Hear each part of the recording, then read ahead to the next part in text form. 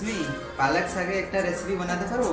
ওটা একটা কথা, চলো বানাও। তুমি আমি কাছাকাছি আছি বলে এ জীবন হয়েছে মধুর।